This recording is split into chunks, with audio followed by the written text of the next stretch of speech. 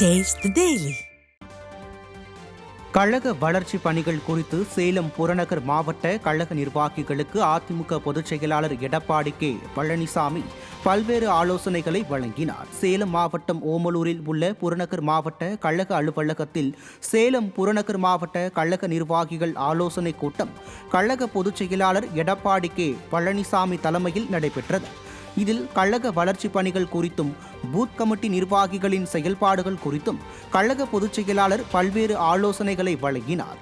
இந்த கூட்டத்தில் முன்னாள் அமைச்சர் செம்மலை, சேலம் புறநகர் மாவட்ட கழக செயலாளர் இளங்கோவன், மாநிலங்களவை உறுப்பினர் சந்திரசேகரன், சட்டமன்ற உறுப்பினர்கள் ராஜமுத்து, மணி, ஜெயசங்கரன், நல்லத்தம்பி, புறநகர் மாவட்ட கழக பூத் கமிட்டி பொறுப்பாளரும் வேலூர் மண்டல தகவல் தொழில்நுட்ப பிரிவு செயலாளருமான ஜனனி சதீஷ்குமார், முன்னாள் சட்டமன்ற உறுப்பினர்கள் மற்றும் கழக நிர்வாகிகள் ஏராளமானோர் கலந்து கொண்டனர்.